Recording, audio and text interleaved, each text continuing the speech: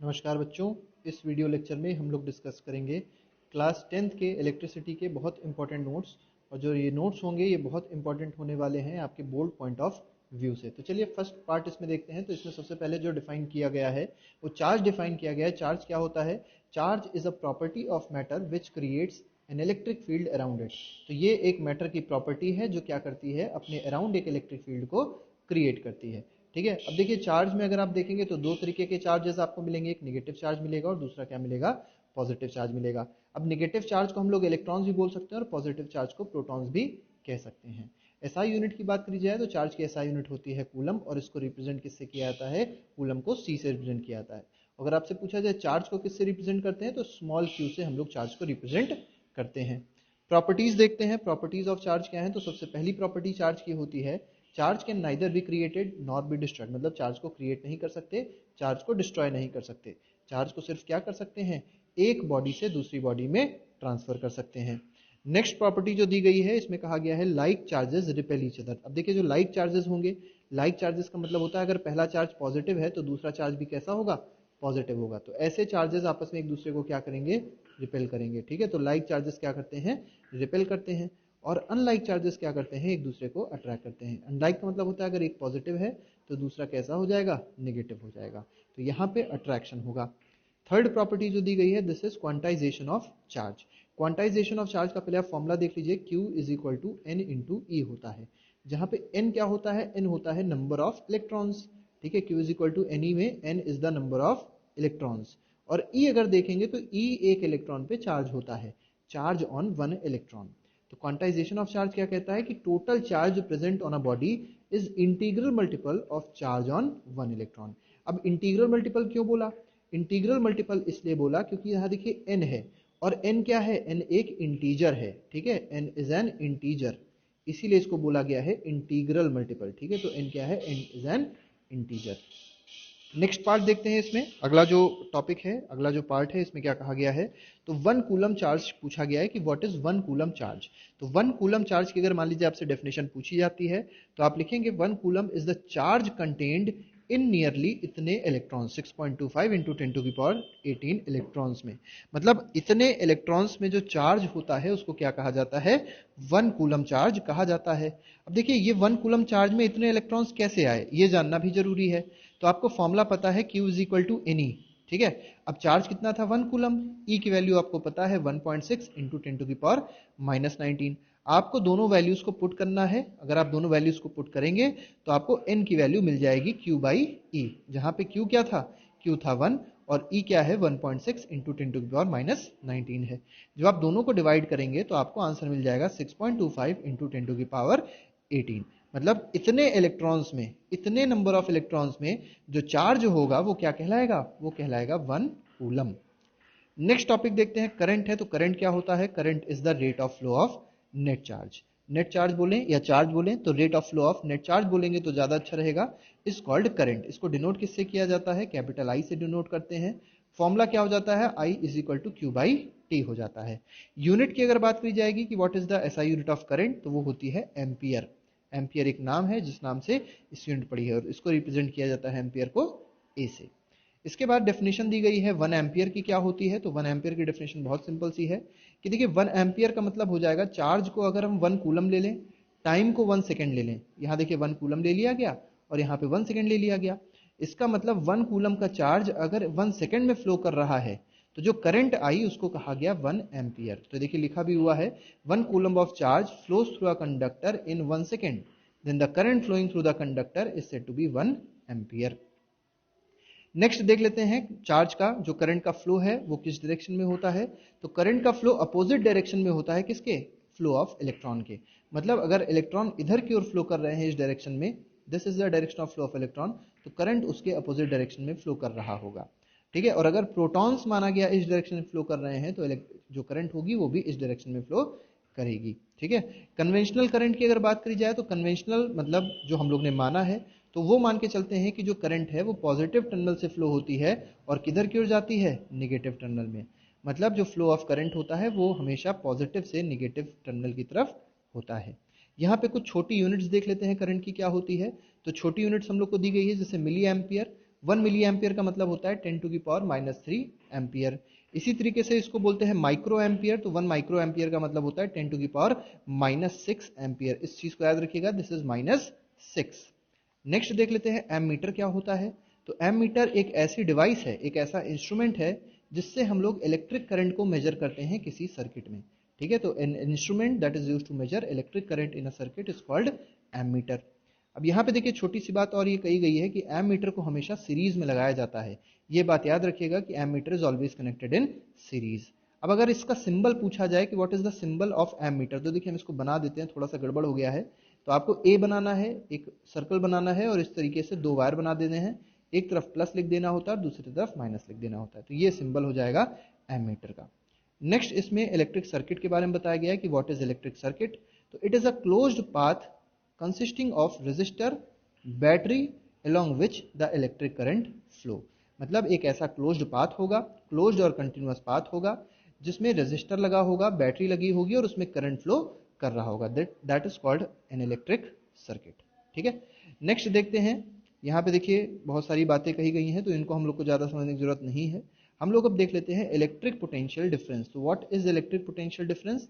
तो it is defined as the amount of work done in carrying a unit positive charge from one point to another in presence of electric field between 2 points of an electric circuit। तो देखिए जैसे मान लीजिए कोई भी circuit है, कोई भी इलेक्ट्रिक सर्किट है, इस सर्किट में अगर आप देखेंगे, मान लीजिए पॉइंट ए है, ये पॉइंट आपके पास बी है, तो इनके बीच में जो पोटेंशियल डिफरेंस होगा वो ऐसे कुछ निकाल सकते हैं आप लोग, इसको वी कहा जाएगा, this is the potential difference. होगा क्या ये, अगर किसी चार्ज को ए पॉइंट से उठा के बी पॉइंट पे रखना है, ठीक है, तो जो वर्क करना पड़ेगा that is called potential difference, means the amount of work done in carrying a unit charge. कैसा चार्ज होना चाहिए? यूनिट।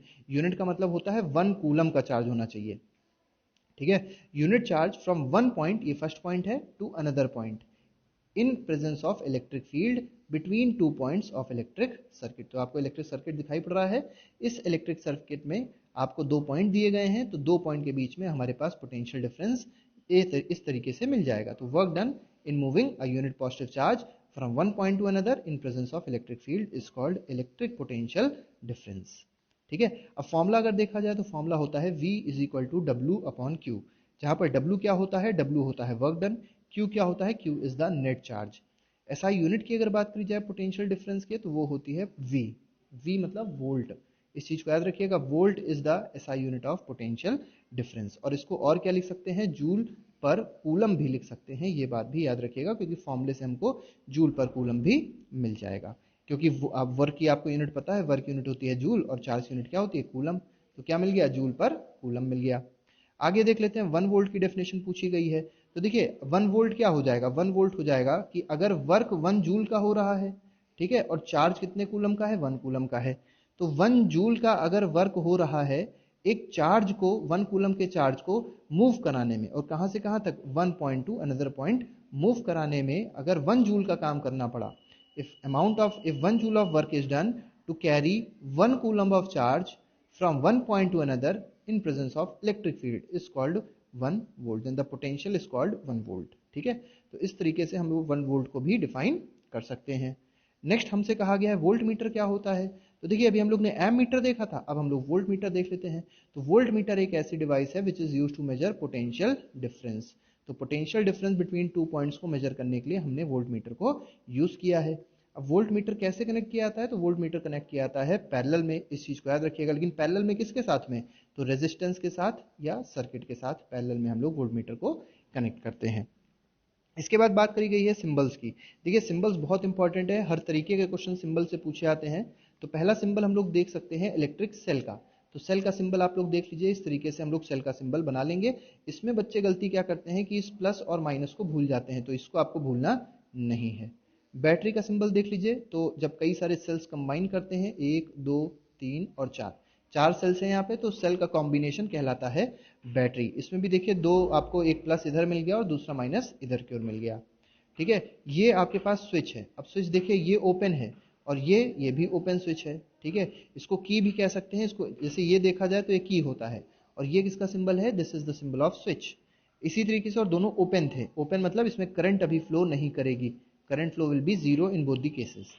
यहाँ पे अगर आप देखेंगे तो एक की है, लेकिन कैसी की है? क्लोज्ड की है। ये देखें क्या है, तो ये स्विच है, लेकिन कैसा स्विच है, क्लोज्ड स्विच है। इसके बाद देखिए ज्वाइंट वायर है, ये ज्वाइंट वायर है, इसका मतलब ये वायर इसके कॉन्टैक्ट में है, टच में है, ठीक है, ये दोनों वायर आपस में टच में है, ठीक है। लेकिन ये देखिए ये वायर विद नो ज्वाइन है, मतलब ये दोनों वायर एक के ऊपर होके जा रहे हैं। अगर आपको ऐसा वायर कभी दिया गया, इस तरीके का सिंबल दिया गया, इसका मतलब ये दोनों वायर एक दूसरे को टच नहीं कर रहे हैं, एक दूसरे के ऊपर जा रहे हैं, ठीक है। नेक्स्ट देख लेते हैं, नेक्स्ट सिंबल क्या कहा गया है, तो बल्ब का सिंबल है। ये बल्ब का सिंबल भी देखिए बहुत इंपॉर्टेंट है, ये भी आप लोग को पता होना चाहिए। इसके बाद ये एम मीटर का सिंबल है, एम मीटर के सिंबल में भी प्लस और माइनस का आपको ध्यान देना है। सिमिलरली वोल्ट मीटर के सिंबल में भी आपको प्लस और माइनस का ध्यान देना होता है, ठीक है। तो इसके बाद देखिए ओम्स लॉ पे आ जाते हैं। तो ओम्स लॉ में सबसे पहले आपको ये डायग्राम समझना बहुत ज़्यादा जरूरी है। इसको कहते हैं circuit for determining Ohm's law. अब इस सर्किट में देखिए कौन कौन सी चीज़ें हैं, तो हम लोग ने एक रजिस्टर यूज़ किया है, यहाँ पे कांस्टेंट रजिस्टर है।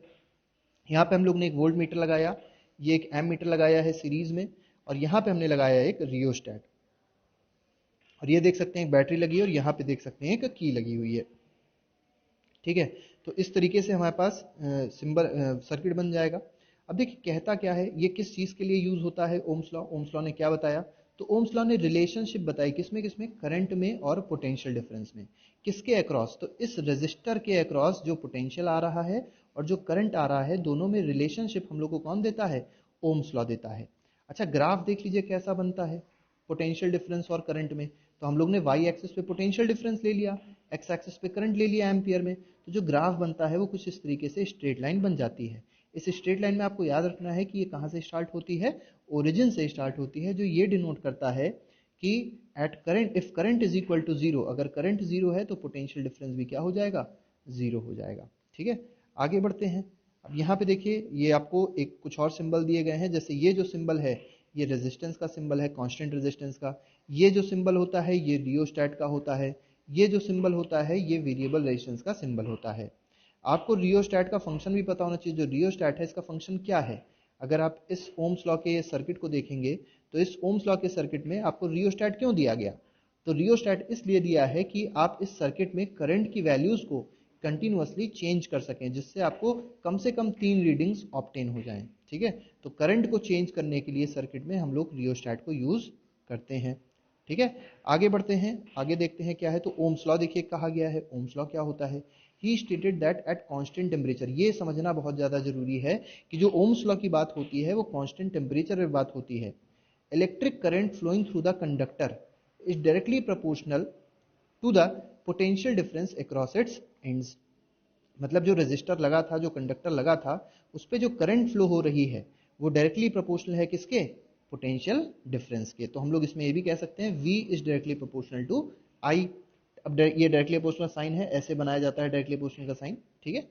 अब जब हम लोग प्रोपोर्शनलिटी का साइन हटाते हैं तो एक कांस्टेंट लगा देते हैं, और इस कांस्टेंट का नाम दे दिया हम लोग ने R, which is called resistance. तो R is the proportionality constant for a given metal, ठीक है। और ये क्या रहेगा, this will be always same, ये हमेशा क्या रहेगा, कांस्टेंट रहेगा, ठीक। अब देखिए अगर आप VI ग्राफ देखेंगे, देखिए यहाँ पे VI ग्राफ जो आप देख रहे हैं, तो VI ग्राफ में लाइन कैसी बन रही है, स्ट्रेट लाइन बन रही है। और ये स्ट्रेट लाइन क्या डिनोट करती है, ये स्ट्रेट लाइन डिनोट करती है कि V अपॉन I जो होगा वो क्या रहेगा, कांस्टेंट रहेगा।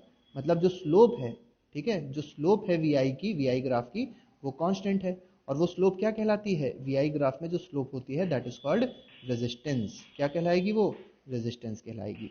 अब हम लोग देख लेते हैं कि रेजिस्टेंस होता क्या है। तो रेजिस्टेंस एक प्रॉपर्टी है कंडक्टर की that opposes the flow of current. It is the property of conductor that opposes the flow of current. Resistance को रिप्रेजेंट किससे किया जाता है, तो कैपिटल R से रिप्रेजेंट किया जाता है, और ये उसका सिंबल है। SI यूनिट जो होती है रेजिस्टेंस की उसको ओम कहते हैं, और इससे उसको रिप्रेजेंट किया जाता है।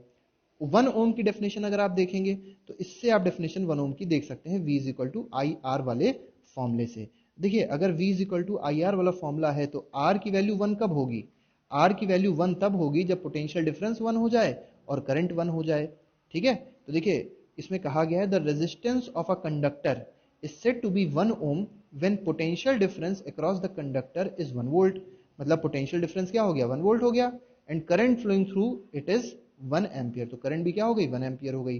तो पोटेंशियल डिफरेंस 1 वोल्ट हो जाए किसी कंडक्टर के अक्रॉस, और करंट तब कितनी हो, 1 एम्पियर हो, तो जो रेजिस्टेंस होगा कंडक्टर का वो कहलाएगा 1 ओम। ठीक है, तो इस तरीके से हम 1 ओम को डिफाइन कर सकते हैं। अब देखिए यहाँ पे हमसे कहा गया है disadvantage of series connection in an electric circuit. अब आपको पता होगा कि दो तरीके के कनेक्शंस होते हैं, एक सीरीज कॉम्बिनेशन होता है और एक पैरेलल कॉम्बिनेशन होता है। तो हमसे पूछा गया है कि सीरीज कॉम्बिनेशन क्यों खराब होता है। तो देखिए सीरीज कॉम्बिनेशन में होता क्या है कि एक भी अगर कोई भी कंपोनेंट फेल हो जाएगा, if any of the component fail to work the circuit will break, जो सर्किट होता है वो क्या हो जाता है, ब्रेक हो जाता है। And then none of the component will work, और फिर आगे के कोई भी कंपोनेंट काम नहीं कर पाते हैं। ऐसा होता है सीरीज में, जबकि पैरेलल में ऐसा नहीं होता। अगर एक फेल भी हो जाएगा तो बाकी के काम करते रहते हैं। सेकंड कहा गया it is not possible to connect a bulb and a heater in series. देखिए अगर आप कोई बल्ब और किसी हीटर को सीरीज में लगा देंगे तो कहीं ना कहीं दिक्कतें आ जाएंगी। क्यों दिक्कतें आ जाएंगी? Because they need different value of current to operate properly. अब देखिए सीरीज कॉम्बिनेशन में क्या है कि सब पे करंट सेम जा रही है, तो बल्ब पे जो करंट गई वही करंट हीटर पे चली गई, जबकि दोनों पे जो रिक्वायरमेंट है करंट की वो डिफरेंट डिफरेंट होती है सही से उसको चलने के लिए। तो इसी प्रॉब्लम की वजह से हम लोग क्या करते हैं, सीरीज ना लेके क्या लेते हैं, पैरेलल सर्किट को यूज करते हैं डोमेस्टिक वायरिंग में। नेक्स्ट देखते हैं, नेक्स्ट में कहा गया है रियोस्टैट। तो रियोस्टैट का फंक्शन अभी हालांकि हमने बताया था, फिर से देख लेते हैं रियोस्टैट का फंक्शन क्या है। टू डिक्रीज और increase the current according to the circuit, ठीक है, अकॉर्डिंगली इन द सर्किट। तो करंट की वैल्यू को चेंज करने के लिए हम लोग क्या करते हैं, रियोस्टैट को यूज करते हैं। रियोस्टैट का सिंबल बहुत इंपॉर्टेंट है, याद रखिएगा, this is the symbol of rheostat. ठीक है, और ये जो सिंबल होता है ये वेरिएबल रेजिस्टेंस का सिंबल होता है। ठीक है, हालांकि रियोस्टैट भी एक वेरिएबल रेजिस्टेंस है। ठीक है, अच्छा एक चीज और याद रखिएगा कि जहां पर रेजिस्टेंस कम होगा वहां पर करंट ज्यादा होगी, क्योंकि हमको पता है V is equal to I R होता है। तो आप यहां से क्या देख सकते हैं, I is inversely proportional to R। मतलब जहां पे रेजिस्टेंस कम होगा वहां पे करंट क्या हो जाएगी, ज्यादा हो जाएगी। ठीक है, अब बात करते हैं कि किस पे रेजिस्टेंस डिपेंड करता है। तो रेजिस्टेंस डिपेंड करता है लेंथ पे। लेंथ पे कैसे डिपेंड करता है, डायरेक्टली प्रोपोर्शनल होता है लेंथ के। मतलब लेंथ ज्यादा होगी अगर कंडक्टर की तो रेजिस्टेंस भी क्या हो जाएगा, ज्यादा हो जाएगा। सेकंड देख लेते हैं, resistance is inversely proportional to cross section area. मतलब अगर क्रॉस सेक्शन एरिया ज्यादा है तो रेजिस्टेंस क्या हो जाएगा, कम हो जाएगा। थर्ड कहा गया नेचर ऑफ मटेरियल। अब नेचर ऑफ मटेरियल पे भी डिपेंड करेगा।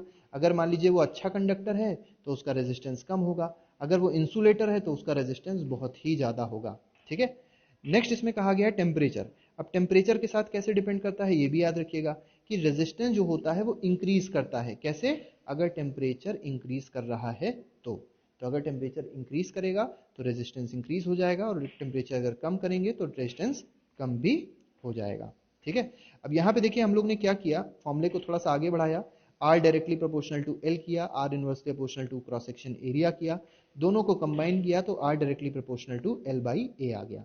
फिर प्रोपोर्शनलिटी कांस्टेंट को हटाया, मतलब प्रोपोर्शनल वाले साइन को हटाया और एक प्रोपोर्शनलिटी कांस्टेंट को लगा दिया। इस प्रोपोर्शनलिटी कांस्टेंट को रो कहा जाता है, और रो का मतलब क्या होता है, रेजिस्टिविटी होती है। ठीक है, तो rho is what, rho is resistivity. इस चीज को आप लोग याद रखिएगा। तो फॉर्मूला जो हमारे पास बन गया रेजिस्टेंस का, this is rho L upon A। ठीक है, तो ये हमारे पास कुछ चीजें थी जिसके बारे में हमको पता होना चाहिए। ठीक है, for a material irrespective of length and area the resistivity is constant. तो रेजिस्टिविटी क्या है, एक कांस्टेंट चीज है। Resistivity of alloy is generally higher than that of its constituent metals. ये आपको समझना बहुत ज्यादा जरूरी है कि जो एलॉय की रेजिस्टिविटी होती है, ठीक है, एलॉय आपको पता होगा होमोजीनियस मिक्सचर्स होते हैं मेटल्स के, तो एलॉय की रेजिस्टिविटी मतलब उन मेटल से ज्यादा होती है जिनके एलॉयस बने होते हैं। जैसे मान लीजिए नाइक्रोम है, ठीक है, तो नाइक्रोम किससे बना, तो नाइक्रोम बना निकल से और क्रोमियम से। तो नाइक्रोम की रेजिस्टिविटी निकल से ज्यादा होगी और क्रोमियम से भी ज्यादा होगी, ये बात याद रखिएगा। ठीक है, alloys have high resistivity and do not oxidise और बर्न। ऑक्सीडाइज का मतलब होता है burn readily at high temperature. ठीक है, तो मतलब हाई टेम्परेचर पे भी एलॉयज ऑक्सीडाइज नहीं होते और बर्न नहीं होते हैं। ठीक है, इसीलिए इनको हम लोग क्या करते हैं, इलेक्ट्रिकल हीटिंग डिवाइसेस में यूज करते हैं। किनको, एलॉयज को। प्योर मेटल्स को हम लोग नहीं यूज करते हैं। ठीक है, और कौन सी इलेक्ट्रिकल हीटिंग डिवाइसेस, जैसे इलेक्ट्रिक आयरन हो गया, हीटर हो गया, टोस्टर्स हो गया। ठीक है, अब अगर यहाँ पे देखेंगे टंगस्टन को हम लोग यूज करते हैं कहाँ पे, फिलामेंट ऑफ इलेक्ट्रिक बल्ब के लिए। तो ये बात भी आपको याद रखनी है, कभी कभी पूछ लिया जाता है कि टंगस्टन को क्यों यूज किया जाता है। तो टंगस्टन के साथ भी दो प्रॉपर्टीज हैं। पहला, कि टंगस्टन हालांकि एक मेटल है लेकिन फिर भी इसकी रेजिस्टिविटी जो होती है वो ज़्यादा होती है, इसका मेल्टिंग पॉइंट जो होता है वो ज़्यादा होता है, और साथ ही साथ टंगस्टन ऑक्सीडाइज नहीं होता even at very high temperature. Next यहाँ पे देख लेते हैं डेरिवेशन सीरीज कॉम्बिनेशन का। तो सीरीज कॉम्बिनेशन के डेरिवेशन के लिए सबसे पहले आपको क्या करना होगा, एक डायग्राम बनाना होगा, सर्किट डायग्राम। तो देखिए हम लोग ने बैटरी यूज़ करी है, बैटरी के बाद एक की यूज़ करी है, 3 रेजिस्टर्स लगाए हैं R1, R2 और R3। इसके बाद हमने क्या किया है, V1 लिया है, V2 लिया है और V3 लिया है। मतलब R1 पे जो पोटेंशियल आ रहा है वो V1 है, R2 पे जो पोटेंशियल आ रहा है वो V2 है और R3 पे V3 है, R1 पे आ रहा है V1। ठीक, अब देखिए क्या किया गया है हमने। इसके बाद हमको पता है ओम लॉ, ओम्स ने क्या कहा, V is equal to I R. अब देखिए सीरीज की एक प्रॉपर्टी होती है कि जो करंट यहाँ से जा रही है या जो करंट इस बैटरी से निकली वही करंट तीनों पर जाएगी, मतलब पूरे पे जो करंट रहेगी वो हमेशा क्या रहेगी, सेम रहेगी। पहली प्रॉपर्टी है ये सीरीज कॉम्बिनेशन की। अब देखिए और दूसरी चीज हमको पता है कि जो नेट पोटेंशियल डिफरेंस होगा, मतलब जो यहाँ का पोटेंशियल डिफरेंस है वो V1, V2 और V3 का सम होगा। तो हम लोग कह सकते हैं V बराबर V1 plus V2 plus V3, ये हम लोग ने कहा। इसके बाद क्या करना था, हम लोग ने V की वैल्यू पुट कर दी। हमको पता है V is equal to I R होता है, तो V को हम लोग ने लिख दिया I इंटू आर नेट या आर इफेक्टिव। ठीक है, तो आर इफेक्टिव लिखा और V1 को क्या लिख दिया, IR1 लिख दिया, IR2 लिख दिया और IR3 लिख दिया, क्योंकि हमको पता है I तीनों में क्या था, सेम था। ठीक है, अब ये I तीनों में देखिए, अब यहाँ पे क्या करिए, तीनों में से ये जो तीनों आपको दिखाई पड़ रहे हैं I, इनको कॉमन ले लीजिए। जब आप कॉमन लेंगे तो बन जाएगा ब्रैकेट में R1 plus R2 plus R3। तो यहाँ पे आ गया R इफेक्टिव, अब ये I और ये I कट गया तो आ गया R effective is equal to R1 plus R2 plus R3। तो इसीलिए हम लोग कह सकते हैं कि नेट रेजिस्टेंस जो होता है सीरीज कॉम्बिनेशन में वो सम ऑफ इंडिविजुअल रेजिस्टेंसेस हो जाता है। ठीक है, पैरेलल का कॉम्बिनेशन का देख लेते हैं। पैरेलल कॉम्बिनेशन में क्या कहा गया है, तो पैरेलल कॉम्बिनेशन में अगर आप देखेंगे तो सबसे पहले सर्किट डायग्राम देखिए। तो ये R1 लगाया, यहाँ R2 लगाया और ये हम लोग ने R3 यूज कर लिया। यहाँ पे एक हम लोग ने की यूज कर ली है और ये हम लोग ने बैटरी यूज कर ली है। करंट I1 जो आ रही है वो 3 पार्ट में ब्रेक हो रही है। एक मतलब जो I करंट आ रही है दिस इज नॉट I1, यहाँ पे जो करंट है दिस इज I। ये I करंट I1 में गई, I2 में ब्रेक हुई और I3 में ब्रेक हुई। तो हम लोग क्या कह सकते हैं कि जो टोटल करंट I वो किसके बराबर हो जाएगी, तीनों के सम के बराबर हो जाएगी। और हमको जो I1 है उसकी वैल्यू पता है V अपॉन R1। देखिए यहाँ पे अगर पोटेंशियल V है तो इस पे भी पोटेंशियल क्या हो जाएगा V, क्योंकि पैरेलल में है। इस पे भी पोटेंशियल क्या हो जाएगा V, पैरेलल में है, और इस पे भी पोटेंशियल क्या हो जाएगा V। तो तीनों रेजिस्टर्स पे पोटेंशियल हो गया V। अब अगर I1 की वैल्यू देखी जाए तो क्योंकि यहाँ रेजिस्टेंस R1 था, हमको पता है I is equal to V upon R1 हो जाएगा। इसी तरीके से I2 की वैल्यू आ जाएगी V अपॉन R2 और I3 क्या आ जाएगा, V अपॉन R3 आ जाएगा। ठीक है, फिर क्या करना है, हम लोग को इस वैल्यू में पुट कर देना है I वाले इक्वेशन में। तो इस वाली इक्वेशन में ऊपर वाले की वैल्यू पुट करनी है, तो मिल जाएगा V upon R net is equal to V upon R1 plus V upon R2 plus V upon R3। अब देखिए हर जगह आपको V V V V दिखाई पड़ रहा है, तो हमने सबको काट दिया। तो क्या बिना 1 अपॉन आर नेट, देखिए 1 अपॉन लिखना जरूरी है, 1 upon R net is equal to 1 upon R1 plus 1 upon R2 plus 1 upon R3। तो इस तरीके से हमारे पास ये मिल जाएगा। ठीक है, नेट रेजिस्टेंस का फॉर्मूला। तो हम लोग ये कह सकते हैं the reciprocal of total effective resistance या net resistance of several resistors in the parallel is equal to sum of reciprocal of individual resistance। तो ये बात आपको समझनी जरूरी है। ठीक है, इसके बाद देख लेते हैं हीटिंग इफेक्ट ऑफ करंट क्या होती है। तो हीटिंग इफेक्ट अगर देखेंगे तो बहुत सिंपल चीज है कि अगर हम लोग ने किसी भी रेजिस्टर के थ्रू करंट को पास किया, if we pass current through a resistor, तो अगर हम लोग किसी रेजिस्टर में करंट पास कर रहे हैं तो रेजिस्टर क्या हो जाता है, गर्म हो जाता है, हीट हो जाता है। Resistor get heated and heat dissipated from the resistor. अब जो हीट डिसिपेट हुई, जो हीट निकली रेजिस्टर से, वो डायरेक्टली प्रोपोर्शनल होगी किसके, स्क्वायर ऑफ करंट के, रेजिस्टेंस ऑफ द रेजिस्टर के और टाइम के। ठीक है, तो स्क्वायर ऑफ करंट के डायरेक्टली प्रोपोर्शनल है, रेजिस्टेंस के डायरेक्टली प्रोपोर्शनल है और टाइम के डायरेक्टली प्रोपोर्शनल है। कौन सा time, for which the current flows through the resistor. ठीक है, तो ये बात आप लोग समझ लीजिए। बैटरी और cell is the source of electrical energy. कभी कभी ये पूछा जाता है कि व्हाट इज इलेक्ट्रिकल एनर्जी, तो आप कहेंगे बैटरी और cell is the source of electrical energy. ठीक है, तो इसके बाद यहाँ पे एक चीज और याद रखिएगा, इसी हीटिंग इफेक्ट ऑफ करंट को ही हम लोग जूल्स लॉ ऑफ हीटिंग भी कहते हैं। अब यहाँ पे देखिए एक डिफरेंस दिया गया है बहुत अच्छा। इस डिफरेंस में कहा गया है पोटेंशियल डिफरेंस और ईएमएफ में आपको डिफरेंस बताना है। तो पोटेंशियल डिफरेंस क्या होता है? The amount of work done in moving a unit positive charge from one point two another in presence of electric field. तो जब एक पॉइंट से दूसरे पॉइंट तक जब चार्ज को मूव कराना है तो जो वर्क होता है उसको कहते हैं पोटेंशियल डिफरेंस। लेकिन अगर ईएमएफ देखेंगे तो ईएमएफ में कोई भी चार्ज एक पॉइंट से इन्फिनिटी तक जब मूव करता है तो उसको बोलते हैं हम लोग electromotive force. It is equal to zero for open circuit. अगर आपने ओपन सर्किट देखा तो ओपन सर्किट के केस में पोटेंशियल डिफरेंस जो होगा किसी भी रेजिस्टर पे वो जीरो हो जाएगा। लेकिन ईएमएफ कभी भी ओपन सर्किट में जीरो नहीं होता। तो चाहे ओपन सर्किट हो चाहे क्लोज सर्किट हो, ईएमएफ कभी जीरो नहीं हो सकता। पोटेंशियल डिफरेंस प्रेजेंट कहाँ होता है? तो एक रेजिस्टर पे होता है। ईएमएफ कहाँ होती है? बैटरी पे होती है। ठीक, पोटेंशियल डिफरेंस जो होता है वो ईएमएफ से कम होता है, लेकिन ईएमएफ जो होती है वो पोटेंशियल डिफरेंस से ज्यादा होती है। इसी में थोड़ा सा हम लोग एक्सप्रेशन भी देख लेते हैं एनर्जी का। तो देखिए V का फॉर्मूला हमको पता है, V का फॉर्मूला होता है W अपॉन Q। ठीक है, V का फॉर्मूला W अपॉन Q होता है, हमको पता है। और W का फॉर्मूला यहाँ से बन जाएगा V इंटू Q। ठीक, इसके बाद अगर पावर का डेरिवेशन अगर आप देखेंगे तो पावर का फॉर्मूला देखेंगे तो वर्क अपॉन टाइम होता है। और वर्क की जगह हमने क्या रख दिया? वर्क की जगह हमने रख दिया V इंटू Q। तो ये बन गया V into Q upon T। ठीक है, और ये Q अपॉन T आप देखिए, इस Q अपॉन T को क्या बोल सकते हैं? I बोल सकते हैं। तो पावर का फॉर्मूला बन गया VI। पहली चीज तो ये, ठीक है, यहाँ पे भी अपॉन है, अपॉन वाले सिंबल थोड़े खिसक गए हैं। ठीक है, इसके बाद देख लीजिए, अब यहाँ पे पावर का फॉर्मूला हमारे पास VI बन गया था। ठीक, और हीट का हमको फॉर्मूला पता है, हीट का फॉर्मूला क्या होता है? पावर इंटू टाइम होता है। ठीक, तो हीट का फॉर्मूला क्या बन जाएगा? VI मतलब पावर इंटू टी। तो VIT हो गया पहला हीट का फॉर्मूला। और हमको पता है V is equal to IR होता है। हम लोग ने इस V को यहाँ पर पुट कर दिया, तो IR into I into T. तो क्या बन जाएगा? I स्क्वायर RT बन जाएगा। और इसी I स्क्वायर RT को हम लोग कहते हैं जूल्स लॉ ऑफ हीटिंग। तो जूल्स लॉ ऑफ हीटिंग क्या कहती है?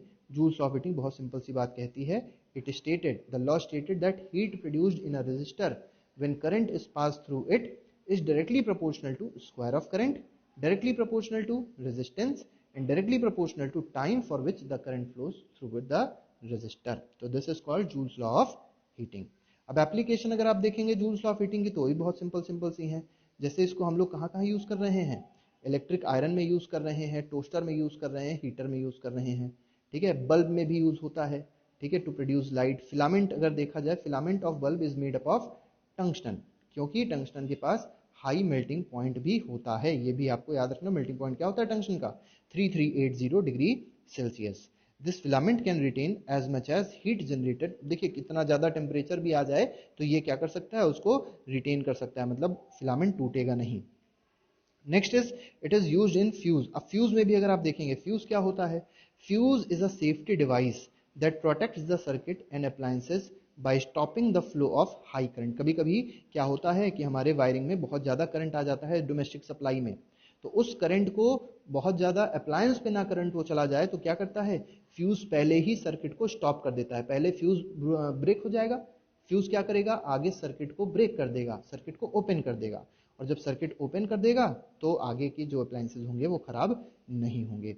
अच्छा, वायर किस चीज का बना होता है? Fuse wire. तो fuse wire is made up of alloy of metals, for example aluminium, copper and iron. तो इन लोग के एलॉय से बनता है। ठीक है, लेड भी है। The alloy should be of low melting point. Properties क्या होनी चाहिए फ्यूज वायर की? कि इनकी जो मेल्टिंग पॉइंट होनी चाहिए ये कम होनी चाहिए, लेकिन रेजिस्टिविटी क्या होनी चाहिए? हाई होनी चाहिए। फ्यूज हमेशा किस में कनेक्ट होता है? सीरीज में कनेक्ट होता है। ये भी आपको समझना बहुत ज्यादा जरूरी है। When large current flows through circuit, जब बहुत ज्यादा करंट फ्लो होगा सर्किट से तो टेम्परेचर ऑफ फ्यूज वायर क्या हो जाएगा? इंक्रीज हो जाएगा। फ्यूज वायर का टेम्परेचर इंक्रीज हो गया, और फ्यूज वायर का जब टेम्परेचर इंक्रीज हो जाएगा तो होगा क्या?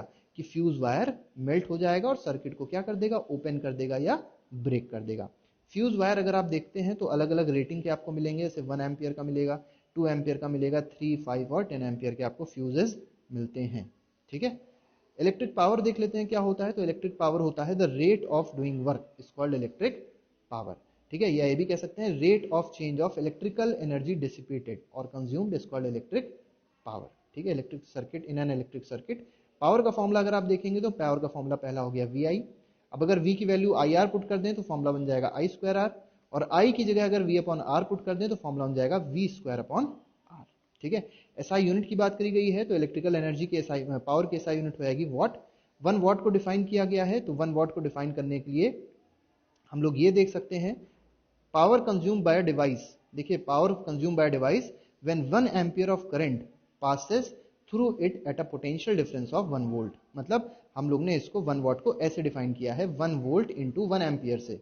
मतलब अगर कोई अप्लायंस है जिसपे पोटेंशियल डिफरेंस 1 वोल्ट का क्रिएट हुआ है और उस पर करंट 1 एम्पियर की फ्लो हो रही है, तो उस डिवाइस का जो पावर है वो क्या कहलाएगा, 1 वॉट कहलाएगा। ठीक है। इलेक्ट्रिकल एनर्जी का आप लोग देख सकते हैं यहाँ पे एक छोटा सा डेरिवेशन टाइप का दिया गया है। तो यहाँ पे एनर्जी जो है power is equal to energy upon time होता है, तो एनर्जी का फॉर्मूला बन जाएगा पावर इनटू टाइम। तो ऐसा यूनिट अगर इलेक्ट्रिकल एनर्जी की देखेंगे तो वॉट सेकंड होती है, लेकिन अगर कमर्शियल यूनिट पूछा गया आपसे इलेक्ट्रिकल एनर्जी की क्या होती है, तो वो होती है किलोवाट आर, और इसी को कहा जाता है 1 यूनिट। किलोवाट आर को अगर आपको चेंज करना है जूल्स में, तो आपको करना पड़ेगा किलोवाट को कन्वर्ट करना पड़ेगा वॉट में, और आर्स को करना पड़ेगा सेकेंड्स में। तो 1 किलोवाट में होते हैं 1000 वॉट और आर्स में होते हैं 3600 सेकेंड। तो जब इसको सॉल्व करेंगे तो आपको मिल जाएगा 1 kilowatt hour is equal to 3.6 into 10⁶ joule. ठीक है। और यहाँ पे देखिए एक और बहुत इंपॉर्टेंट यूनिट दी गई है विच इज हॉर्स पावर, और 1 हॉर्स पावर में कितने वॉट होते हैं, तो 1 हॉर्स पावर में होते हैं 746 वॉट। तो आज के लिए फिलहाल हमारे पास इतना ही था। ये आपका पूरा रिवीजन है जो आपको इलेक्ट्रिसिटी टॉपिक में करना होता है। तो आज के लिए फिलहाल इतना ही। Thank you very much, good bye, जय हिंद।